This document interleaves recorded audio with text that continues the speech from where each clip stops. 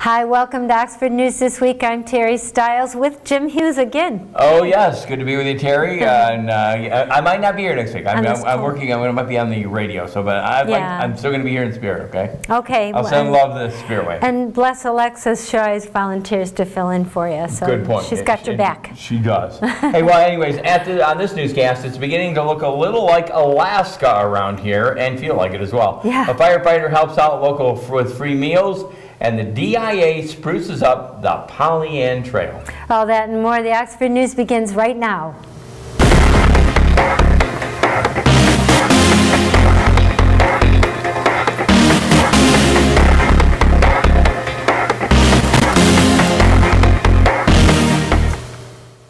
Although the village offices have been closed on Fridays for a number of years due to financial distress and other money-saving practices, the council seems pleased with the savings lately and the performance of its administration. Following their annual performance review, village manager Joe Madore and clerk treasurer Terry Onika received a 6.1% annual salary increase this month. The raises included a national average cost of living of 2.8% for 2019 and 1.3% for 2020, with an additional 2% performance increase. According to the new council president, Kelsey Cook, Madore's first raise since 2018. The manager has done his job well by saving the village amounts of money on legal bills and other expenses, such as $8,600 on a phone service contract, according to the new president. As for Anika, who was hired in 2018, she received her first raise in 2019. Cook described how Terry helped clean up the books when hired and consolidated funding and increasing the investment pool account balance from nearly $1 million to over $3 million. Well done. Jim? Last week, Oakland County delivered several items to help our local restaurants and businesses to better serve the community. Igloos, garden houses, and heaters were distributed to Downtown Development Authority. It made it possible for both the Federal CARES Act, made possible through the Federal CARES Act, the funds for weatherization grant through the Oakland County and Michigan Department of Labor and Economic Opportunity. The DDA was awarded over $30,000 worth of equipment, which included 1 igloo, 3 greenhouses, 4 electrostatic anti-sanitizing sprayers and disinfectant, and 50 propane heaters. The igloo went to the 5-in-1 diner. The greenhouses went to the Victoria's Delights, Homegrown, and Sullivan's Public House. The rest of our local dining establishments, including Birdie's, Evergreens, received the outdoor heaters to help. Even though the governor promised to allow restaurants to open for indoor dining by next week, please bundle and reserve a seat at any one of our local places to eat. Terry? And we would like to congratulate 11-year volunteer reserve officer Robert I think it's Chupik of the Oxford, I hope I didn't mess it up, of the Oxford Village Police Department. The officer recently graduated from the Oakland Police Academy, a lifelong dream of his, according to the Chief Solwald. The officer paid his own way through the academy and is looking forward to the next level to serve the community he loves. Jim? In order to keep to help those in need, the Oxford Fire Sergeant Justin Templeton is selling baseball caps with the Oxford Fire Department logo in order to raise funds for the Neighbors Feeding Neighbors program. Wednesday night, the free meals program, Templeton partnered with Goodrich-based McGregor Customs leather company to create the hats. 100% of all the profits will go to the cause, which Templeton says he's doing because this is an opportunity to do the right thing for the community. To place an order for your stylish lid, you can send an email to oxfordhats@gmail.com. Terry? And speaking of first responders, one of Oxford's own first responders helped keep dignitaries safe last month at the presidential inauguration in Washington, D.C., which was quite an honor for her. As a fire chief and paramedic, Nancy Hunger was deployed to the event with the Michigan One Disaster Medical Assistance Team. Having been a member of the team for 9 years, Hunger said the experience positioned her inside the perimeter of the National Guardsmen on the front lawn of the Capitol. Hunger said, fortunately, there were no major incidents. In the past, she has participated in COVID response teams across the country. She helped former passengers from the Diamond Princess cruise ship. She went to Lackland Air Force Base in San Antonio to quarantine the passengers, taking care of their needs. Then went to Baltimore Nursing Home to set up emergency rooms. Went to Tuba City, Arizona on the Navajo Nation Reservation to assist their hospital staff. She's also helped the hurricane responses in Puerto Rico and Florida. Congratulations. Wow, that's an honor. As if the Pollyant Trail isn't beautiful enough, the Detroit Institute of Arts is set to make it even prettier.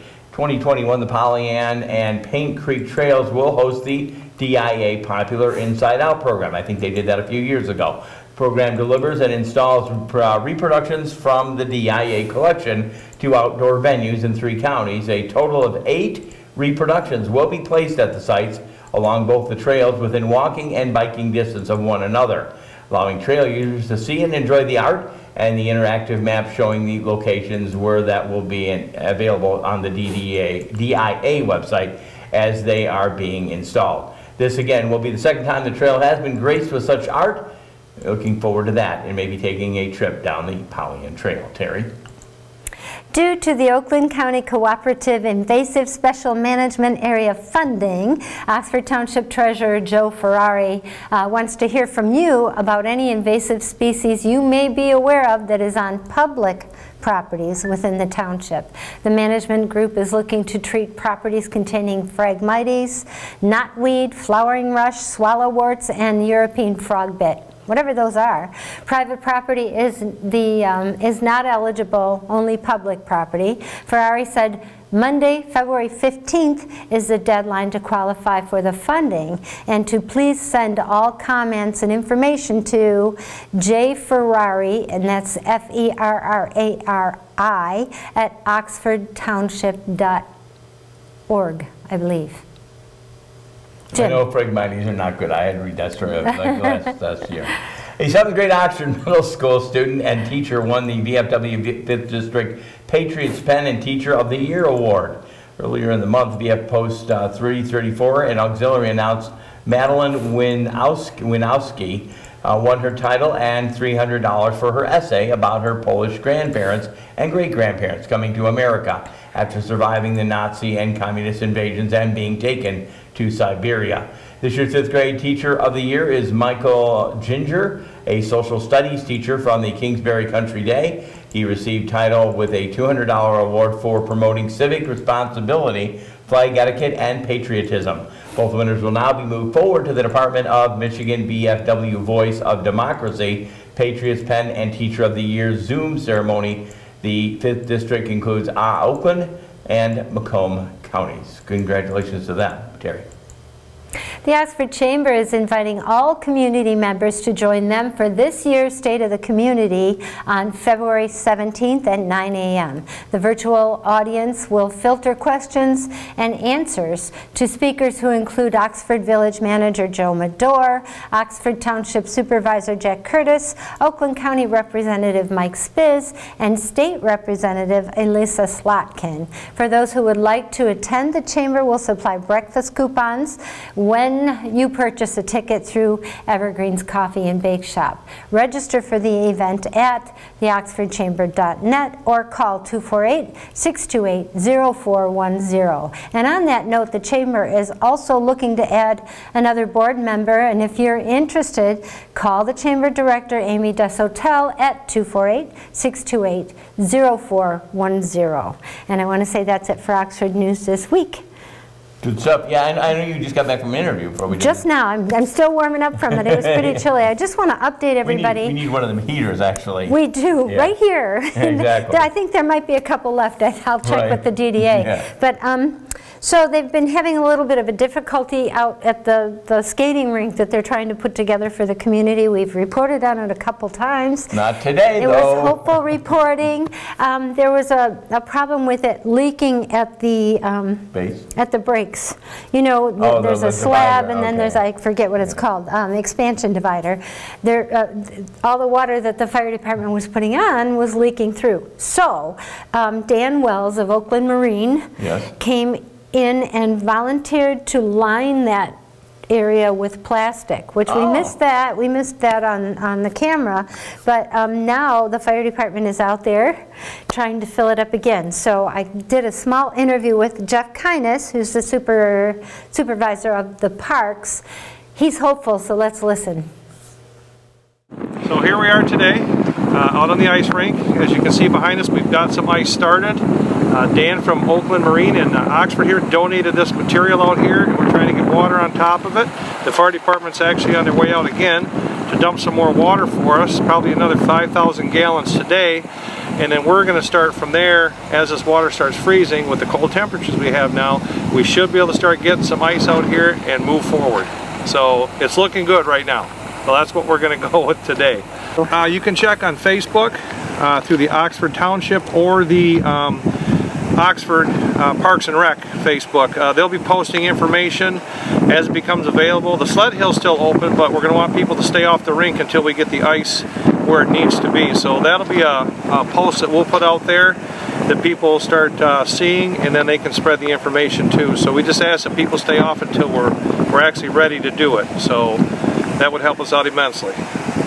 So, everybody, we're keeping our fingers crossed. Jeff's keeping his fingers crossed. You're cold enough to know I think it's going to last this time. I hope so. If, that plastic looked like it was holding, so definitely. Pretty soon we might be able to get out there. So tell them how they can find this newscast. You can find us on Charter Channel 191, Channel 99 for AT&T. You can find us at Facebook, YouTube, our website at occtv.org. I want to thank CJ Carnacchio for his township news. You can always find his stuff on Charter Township of Oxford Facebook page. And then also thank you to the Oxford Leader. And as always, we'd like to thank Alex, who keeps us up and motivated and running. And thanks for watching the Oxford News this week. Again, I got to say on a selfish note, hey, I shouldn't say selfish, but happy anniversary to my parents, 61 years. We're going to be celebrating with family and friends on Saturday. Looking forward to that. And anyways, hope the ice holds. I'm not sure I'll see you next week, but I'll keep in touch, okay? You might see Alexis next week, bringing your news closer to home. Bringing the news closer to home. Wear your mask, stay safe, and be careful on the ice, okay? Bye. Bye.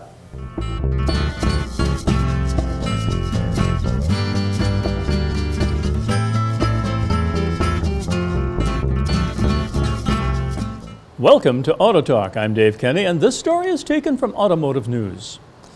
General Motors plans to stop selling gasoline-powered vehicles by 2035 as it works toward a goal of becoming carbon neutral by 2040.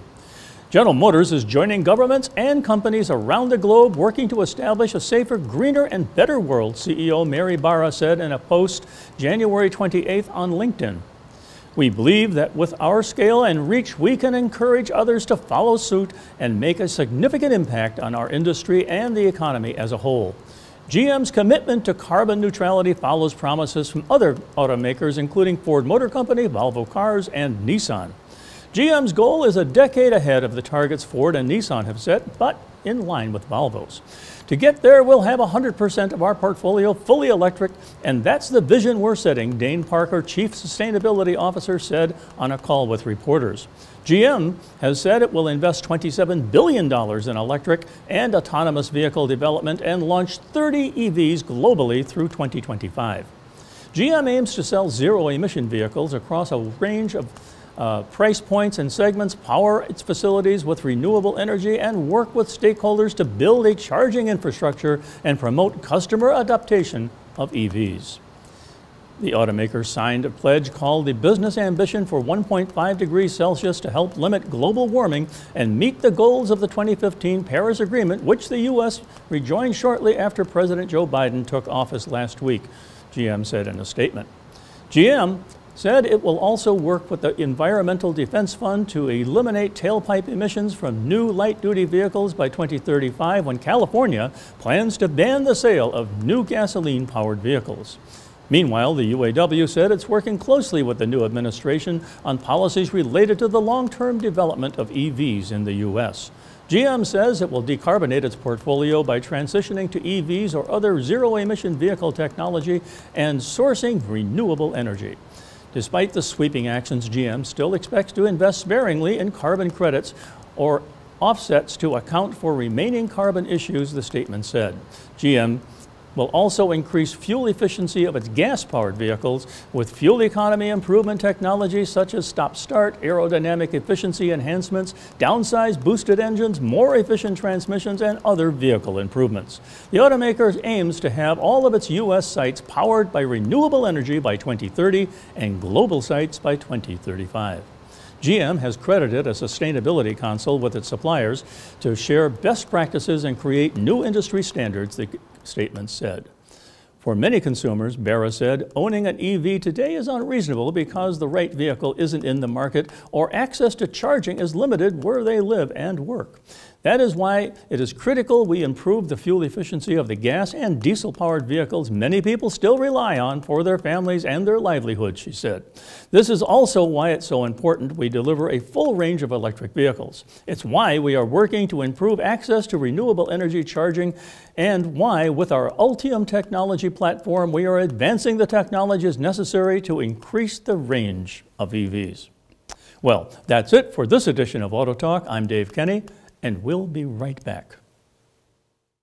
My name is Lynn, and I want to star in a movie. Why is that artichoke talking? I'm a pangolin, which basically means my tongue is longer than my body, and I'm pretty much part bowling ball. But the pangolin pièce de résistance? We're the only mammals with scales. Pretty neat, huh? Poachers think so, too.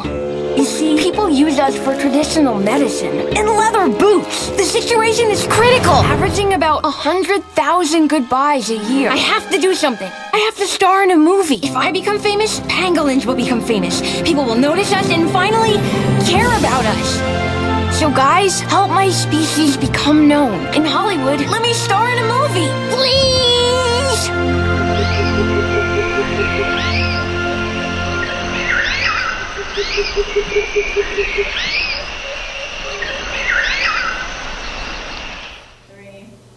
Welcome to Science in the News. I'm Dave Kenny, and this story is taken from New Scientist.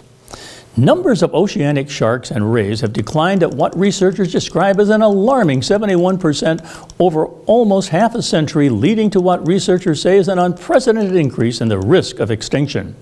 Conservationists have been warning for years about the unsustainable killing of the apex predators based on regional reports and data on individual species, but a paper published January 27th is the first to offer an authoritative global overview.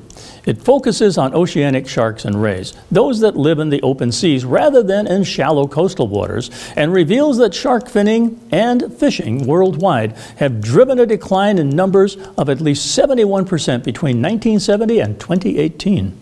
Prior research has shown that coastal shark populations are declining too.